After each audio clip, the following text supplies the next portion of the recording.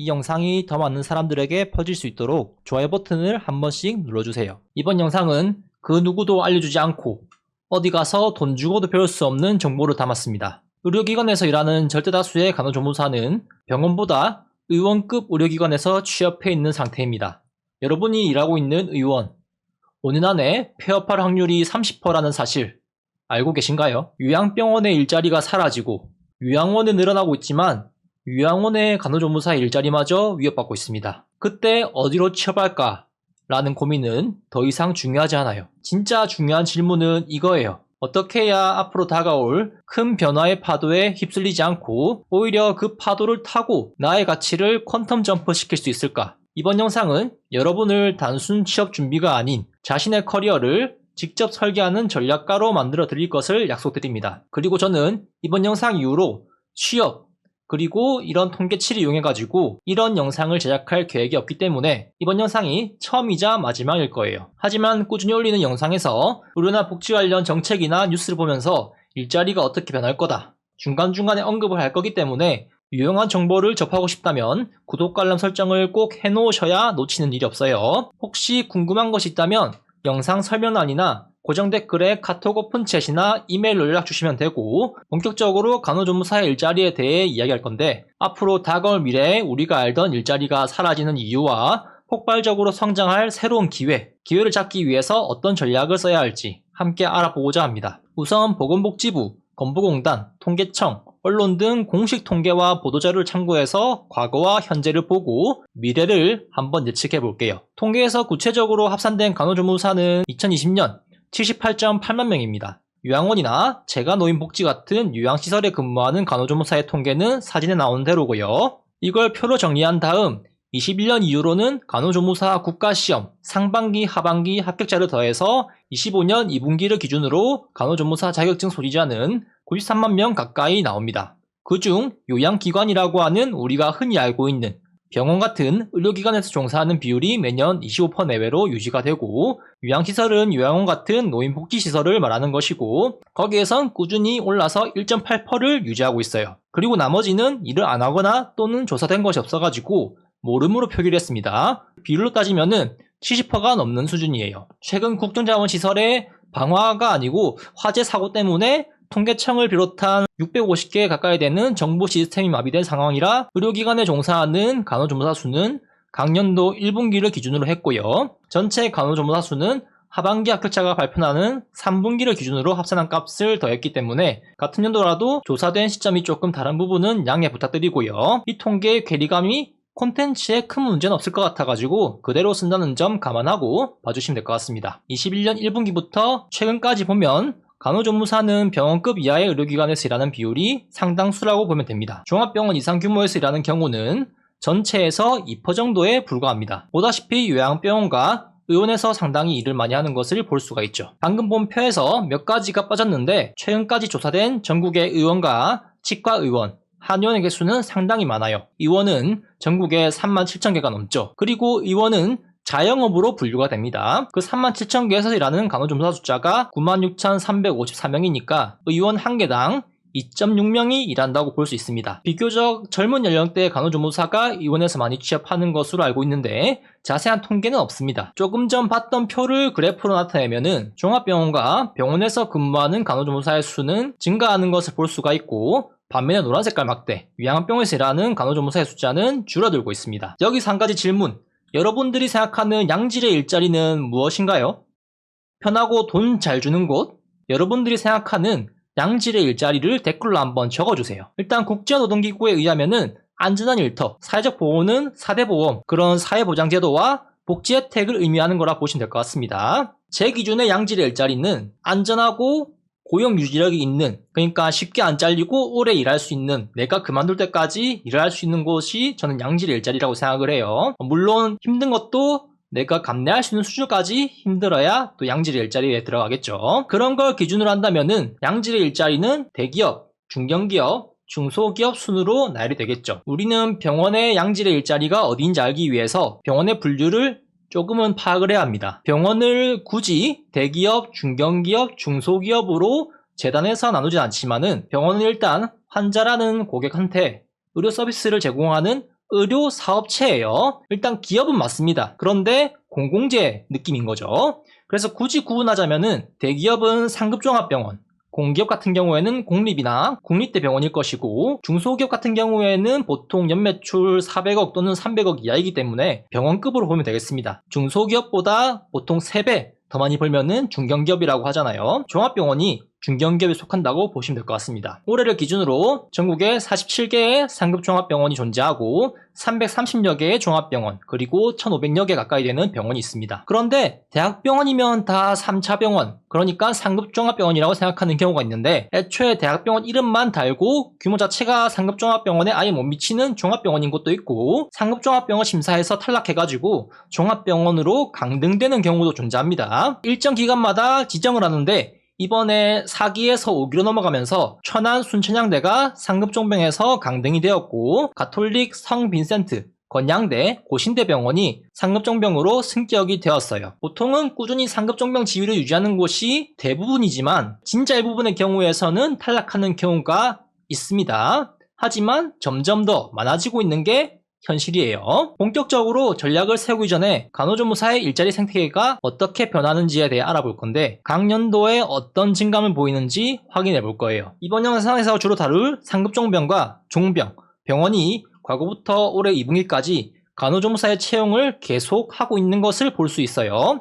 이 뜻은 바로 대기업, 중견기업, 중소기업급에서 간호조무사 일자리가 계속 생겨나고 있다는 거예요. 상급종병 같은 경우에는 이 빨간 네모 안에 인력이 잠깐 감소했는데 그 이유는 잠시 후에 알아보도록 할게요. 상급종병, 종병, 병원만 따로놓고 종합을 해보면은 확 눈에 들어옵니다. 보다시피 상급종병은 24년 1분기 대비 올해 1분기 인력이 오히려 더 감소를 했습니다. 반면 종합병원은 꾸준한 상승세를 보이고 있고 병원급도 꾸준히 상승하고 있습니다. 상급종병 같은 경우에는 지난해 1분기인 24년 2월 20일쯤에 본격적으로 의정 갈등이 시작되었고 상급종합병원은 전공의 수련이 권장사항이 아닌 의무이기 때문에 바로 직격탄을 맞았습니다. 그래서 뉴스에서도 병동 폐쇄가 늘었고 병동 폐쇄가 2배 가까이 증가했다는 것을 볼 수가 있죠. 당연하게도 종합병원 규모에도 전공의를 수련하는 일부의 대학병원도 존재하지만 전체 종합병원을 비춰볼 때 그 수치는 정말 미미해요. 그럼에도 지금 다시 회복을 하고 있는 모습을 볼 수 있습니다. 반면 요양병원은 간호조무사가 계속 줄어들고 있어요. 반면 의원과 그 외 한의원을 포함한 치과 같은 곳에는 전국에 수만 개가 있음에도 불구하고 고용은 미미한 증가세를 보이고 있죠. 자영업으로 분류되는 개원가 쪽은 간호조무사 일자리가 포화 상태인 것처럼 보이기도 합니다. 요양병원 같은 경우에는 국가에서 요양병원을 폐업시키는 방향으로 정책을 펼치고 있기 때문에 간호조무사 일자리는 계속 줄어들고 있는 것이 현실이에요. 제가 계속 다뤄왔던 요양병원 폐업과 관련된 영상을 본다면 앞으로 요양병원에서 간호조무사 일자리는 점점 더 축소될 가능성이 높아요. 그리고 최근에 발표된 것에 의하면은 예상보다 더 빨리 감소할 겁니다. 요양병원이 줄어들면서 요양원이 증가하고 있지만은 요양원마저도 절대 안심할 수가 없어요. 그 이유에 대해서 잠깐 알아볼 건데 먼저 요양원에도 간호사와 간호조무사가 일을 하고 있어요. 법률상 25명당 1명을 쓰면 되는데 현재는 무조건 간호사를 써야 한다는 기준은 마련되어 있지 않고 둘 중 선택을 할 수 있는 상태입니다. 그러나 간호법이 통과되면서 과거의 간호법이 지역사회 시니어 간호사들의 밥그릇을 챙기기 위한 수단으로 사용될 것이 아니냐라는 비판이 있었는데 그때는 간협 측이 반박을 하면서 부정을 했습니다. 하지만 통과되고 나서 최근 8월에 요양원 4곳 중 1곳만 간호사를 채용하고 있다. 그리고 큰 요양원 3곳 중 2곳에는 간호사가 없다. 이런 여론을 만들면서 요양원에서 간호사 의무 배치 기준을 만들어서 간호사 일자리를 늘리는 행보를 보이고 있는 것 같아요. 그래서 요양원에서의 간호조무사 일자리도 점차 줄어들 가능성이 높아 보입니다. 이런 게 화장실 들어갈 때랑 나올 때 다르다 하는 대표적인 예시가 아닐까 싶은데 그렇다면 앞으로 간호조무사의 남은 선택지는 다름 아닌 간호간병 통합서비스 병동입니다. 통합병동이라고 부를게요. 14년부터 시작되어 통합병동. 이 통합병동은 꾸준히 지금 순간까지도 증가하는 추세예요. 공식 통계에서 병원 규모별 병상 숫자를 조금 키워서 일반 입원실만 한번 볼게요. 여기 보이는 일반 입원실 보이죠? 앞으로 이 일반 입원실에는 병상들이 모두 통합병동으로 전환될 가능성이 높습니다. 그리고 올해 6월 말을 기준으로 전체 병상 중에 25%가 통합병동으로 전환을 했고 일반 입원실만 따로 놓고 보면은 30%가 통합병동으로 전환된 상태입니다. 그리고 나머지 70%는 일반 병동으로 남아있는 상태죠. 일단 앞으로 통합병동을 더 늘릴 것이고 새로 생겨나는 병원, 중증 전담병실을 새로 만드는 형태로 계속 일자리는 늘어날 거예요. 그 이유는 바로 통합병동이 일반 병동보다 돈이 되기 때문입니다. 통합병동의 초기 설립 목적은 간병비 부담 완화, 보호자의 시간적, 정신적 부담 해소가 기본 취지입니다. 그리고 통합병동이 점차 증가하고 정책이 논의되고 방향이 새롭게 설정되면서 중증 환자를 받기 시작하고 요양병원의 역할을 대신하려는 듯 치매 환자와 선망 환자가 주요 입원 대상에 포함되어 있어요. 꾸준히 언론과 의료계에서도 이 통합병동에서 중증 환자를 입원해서 케어해야 할 필요성에 대해 여론을 만들고 있죠. 며칠 전에도 중증 환자를 우선적으로 입원시켜야 한다라는 언론 보도가 또 났습니다. 그리고 간호조무사 취업 생태계에 가장 큰 변화를 준 분기점은 바로 24년 7월을 기점으로 시작이 돼요. 보다시피 간호사에 대한 인력은 과거와 똑같은 반면 간호조무사 인력은 1대 12로 대폭 고용할 수 있는 길이 열렸습니다. 과거에 있었던 1대 40의 기준, 올해 6월 말까지라 가지고 이번 2분기 통계까지만 1대 40을 유지했던 일부 병원이 반영되어서 증가폭이 크지 않았을 가능성이 있습니다. 또한 1대 30의 기준, 폐지할 예정이라고 하고 있죠. 쉽게 정리한 표는 이렇습니다. 모든 병원 구간에서 간호조무사 인력이 1대 12 비율로 개선이 되었다는 뜻입니다. 당연히 업무가 늘었기 때문에 이런 상황이 생긴 거라고도 생각할 수 있지만은 과거보다 확실히 인력 상황은 더 나아진 거는 사실이에요. 단순히 놓고 봐도 3배가량 인력을 더 충원해야 하는 상황이니까요. 그리고 모든 병원들이 1대 12를 추구하게 될 거예요. 22년에 공표된 간호간병률을 한번 보죠. 여기를 보면은 간호사 1대 5, 간호조무사 1대 40, 그리고 109,080원이라고 되어 있습니다. 이거는 24년 7월에 공표된 거예요. 2년 뒤인데도 109,080원으로 그대로입니다. 그리고 병원과 종합병원도 같은 인력 기준에서는 다 동일합니다. 과거랑 똑같게. 그런데 간호조무사가 더 채용되는 구간에서는 더 비용이 늘어난 것을 볼 수가 있어요. 상급종합병원에서 최대 구간인 간호사 1대 5, 간호조무사 1대 12 구간에서는 단가가 13만 2,220원으로 2만원 넘게 증가한 것을 볼 수가 있죠. 이 비용은 환자 한 명당 하루에 받을 수 있는 간호간병료 비용이에요. 이런 체계 속에서 간호조무사를 추가로 고용하는 구간이 더 많은 매출을 낼 수 있다라는 결론을 낼 수가 있고, 많은 병원들이 간호조무사 1대 12 기준을 목표로 삼을 가능성이 매우 높아요. 앞서 제가 말했던 양질의 일자리, 대기업인 상급종병부터 중견기업인 종병, 그리고 그 아래 단계인 병원급에서 미래에는 얼마나 더 고용될 수 있는지 한번 자세히 봐야겠죠. 본격적으로 통합병동에서 간호조무사 인력 고용이 어떻게 진행되고 있고 미래는 어떻게 될지 한번 예상해 보도록 할게요. 이 표는 일반 통합병동과 재활병동을 합친 통계입니다. 일단 모든 상급종병은 현재 통합병동을 다 운영 중입니다. 그리고 병상수는 8,600개를 넘겼어요. 그리고 종합병원과 병원도 참여 병원 숫자가 꾸준히 증가하고 있고 병상수도 그에 비례해서 증가하고 있는 추세입니다. 그런데 상급종병에서는 24년 6월, 이때는 2분기죠. 작년에 비해서 대폭 줄어든 것을 볼 수가 있습니다. 그 이유는 앞서 본 대로 24년 2월 말에 시작된 의정 갈등 1분기죠. 그리고 2분기인 5월 뉴스에서 병동을 폐쇄했고 6월 말 기준으로 집계했던 2분기 통계에서 상급종병의 통합병동 숫자가 감소한 것의 이유를 볼 수가 있죠. 그리고 최근에서야 다시 일정 갈등에서 폐쇄했던 병동을 오픈하면서 재개하고 있는 상황처럼 보입니다. 그런데 여기 상급종병의 22.4%라는 비율이 보이죠. 아까 우리가 함께 봤던 전국에 있는 병원, 일반 병동의 침대 개수에서 통합병동이 얼마나 차지하는지 계산한 값이에요. 이거를 보면은 종합병원에 비해서 상급종병이 비이상적으로 낮은 수치를 볼 수 있는 것을 알 수가 있어요. 그리고 병원도 좀 낮죠. 그 이유는 바로 현재 상급종병에서는 통합병동 개수를 제도적으로 제한을 하고 있기 때문이에요. 비수도권 상급종병 같은 경우에는 내년인 2026년부터 개설수 제한이 해제된다고 해요. 그리고 수도권 상급종병은 4개에서 6개로 제한을 조금 해제하고 점진적으로 해제를 할 예정이라고 합니다. 또한 과거 보도를 보면은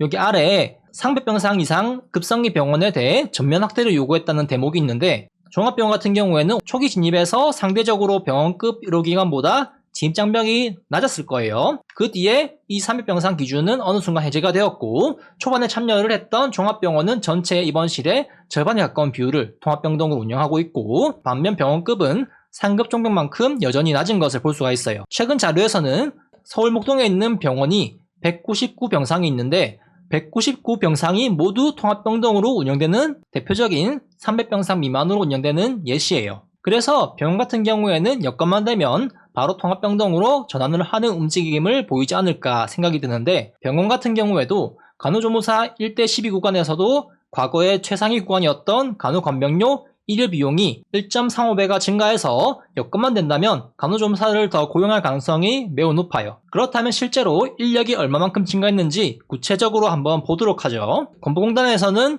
병상 가동률을 80% 잡고 계산을 하던데, 실제 과거 통계에서는 상급 종병 같은 경우 병상 이용률이 93%라 하고 종병 같은 경우에는 85.3%라는 통계가 있습니다. 그래서 80%일 때랑 100%일 때를 가정해서 인력을 산정해 보기로 했어요. 인력 산정식은 과거나 올해 1월 자료나 모두 똑같습니다. 먼저 볼 것은 가동률 80%를 기준으로 했을 때입니다. 그렇게 계산하는 경우에 24년 7월 이전에 1대12가 나오기 전에 1대30과 1대40의 비율에서는 50베드 기준 병동에서 간호조무사 7명 또는 5명을 고용했었다 하면은 현재는 1대12로 16명까지 고용할 수 있는 환경이 되었어요.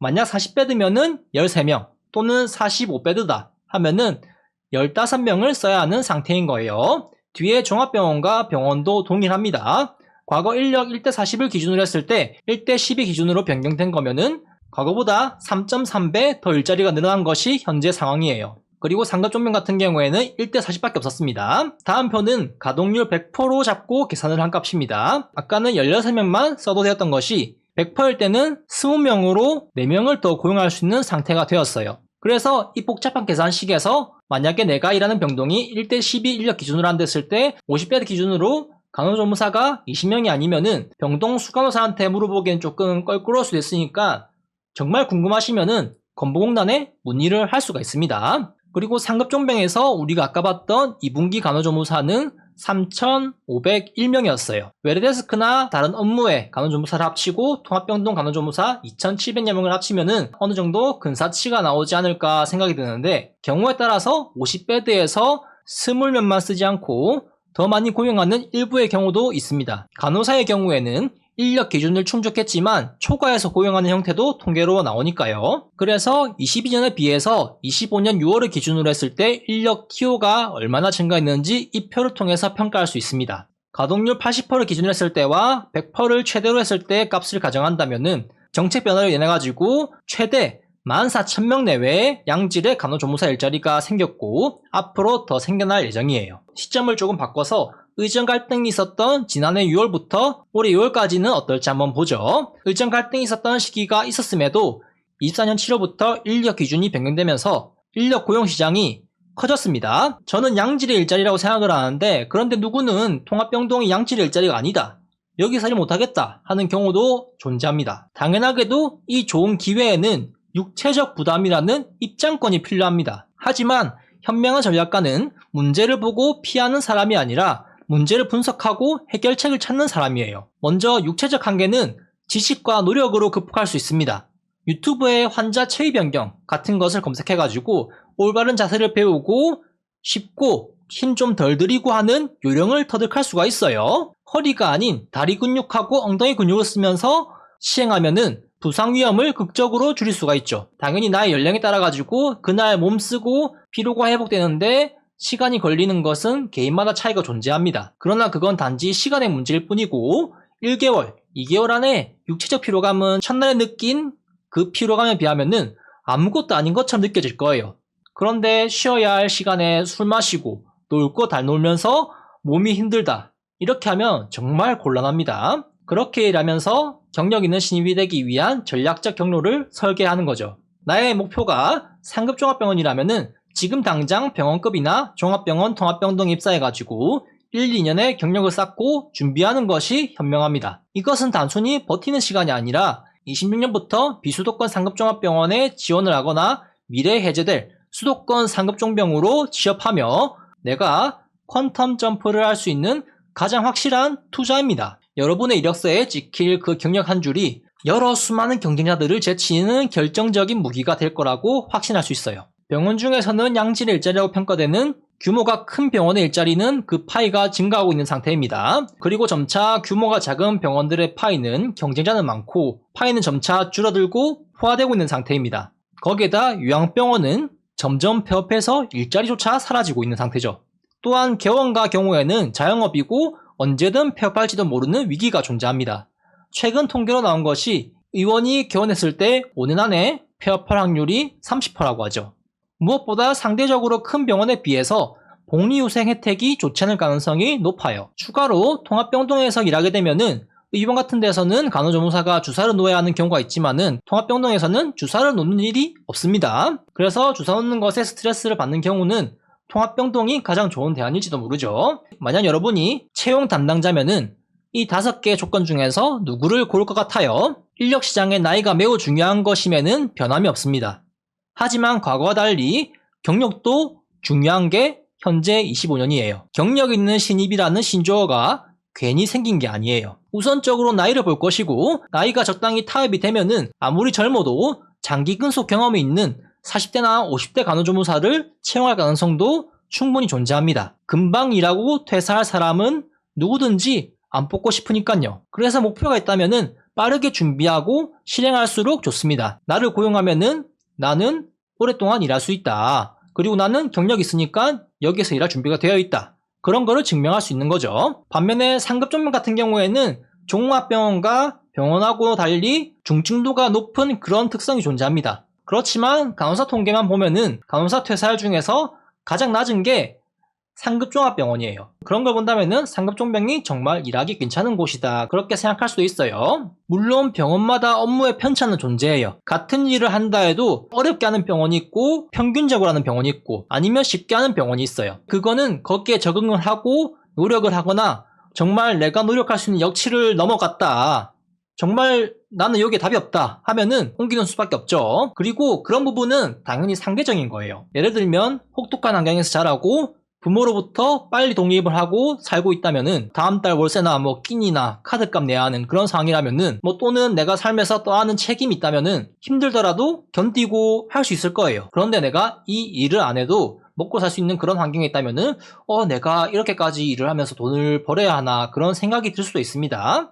그런데 미래는 아무도 알 수가 없어요. 나중에 후회할지도 모르는 일이죠. 나중에 돈을 벌고 싶다 해도 일자리가 없으면은 못 버니까요. 그래서 돈은 벌 수 있을 때 벌어두는 게 좋은 거고 기왕 기회가 있을 때 잡는 것이 좋은 거예요. 그리고 돈 버는 김에 조금 더 큰 병원 가서 벌고 1년 계약직 형태로 고용된다 해도 2년이 지나면은 무기계약직 형태로 정규직에 준하는 권리를 얻기 때문에 쉽게 해고당하는 일도 없습니다. 현재 전국에 남아있는 일반 병상 27만 개를 1대 12로 환산하면은 미래의 통합병동으로 모두 바뀐다 가정하면 간호조무사의 일자리는 11만 개가량 더 늘어나는 거예요. 그런데 그것만 믿고 나중에도 안 늦겠네 이렇게 생각해서 현실에 안주하는 것은 그렇게 좋은 선택은 아닐 거예요. 이거는 정말 좋은 시나리오를 가정한 거니까요. 뭐 더 좋은 상황이 생긴다면은 병원이 더 생기고 병상수가 더 생기고 거기에 더 좋아져가지고 인력 기준이 1대 12가 아니고 1대 10 아니면 그 이하로 내려갈 수도 있겠죠. 뭐 그렇게 되면은 물론 당연히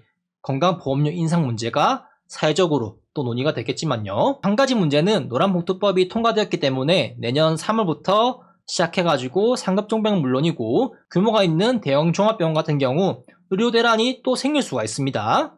그래서 취업의 문이 다시 좁아질 수도 있고 병원의 경영 악화로 인해가지고 아무리 정규직이더라도 정당한 해고 사유가 발생해야 하기 때문에 해고가 될 가능성이 존재는 해요. 일단 지난해 겪었던 전공인 문제도 있고 9월 초에 전공인 노조를 만들었죠. 그리고 종합병원 같은 경우에도 간호사를 포함한 다른 직종과 연대해가지고 노조에서 파업할 가능성도 배제할 수가 없어요. 실제 과거 사례를 참고한다면은 울산대병원 같은 경우에는 처우개선 같은 파업의 전형적인 이유로 2번의 파업을 진행했어요. 일부 기사의 내용을 보면은 해당 연도에 병원이 최대 흑자를 기록해서 임금 협상이나 성과급 느낌으로 경력금을 지급하라 해가지고 파업을 했던 전례가 있습니다. 2017년 당시 병원 파업의 전제 조건인 필수 유지 업무를 유지하면서 진행했던 파업에서도 984개의 병상이 파업 기간 중에 300개로 새토막이 날 정도로 병원 운영이 어려워졌기 때문에 이런 상황이 장기화되면 고용 유지의 어려움의 리스크는 분명히 존재합니다. 하지만 그렇다고 이런 것 때문에 이 좋은 기회를 저버릴 순 없죠. 간호조무사의 일자리가 복리후생이 좋은 큰 병원을 기점으로 점차 증가하는 것은 확실한 상황이에요. 반면 노란 봉투법과 같은 예상치 못한 변수들도 존재해요. 세상에 100% 안전한 길은 없습니다. 하지만 중요한 것은 불확실성 속에서도 변화의 방향은 정해져 있다는 거예요. 간호조무사의 일자리는 이제 큰 병원, 제도권 안으로 빠르게 재편되고 있습니다. 이 거대한 흐름 속에서 여러분들은 어떤 선택을 해야 할지 빠르게 선택할수록 좋을 거예요. 과거에 머무르면서 사라질 일자리를 걱정하고 있을지, 아니면 변화의 파도에 올라타가지고 누구도 넘볼 수 없는 커리어를 만들지 결정하는 것은 이 영상을 보는 여러분들의 몫일 거예요. 그리고 이 영상이 여러분들을 현명한 전략가로 만드는 첫걸음이 되었기를 바라면서 이번 영상 마무리하도록 하겠습니다. 영상 시청해주셔서 감사합니다.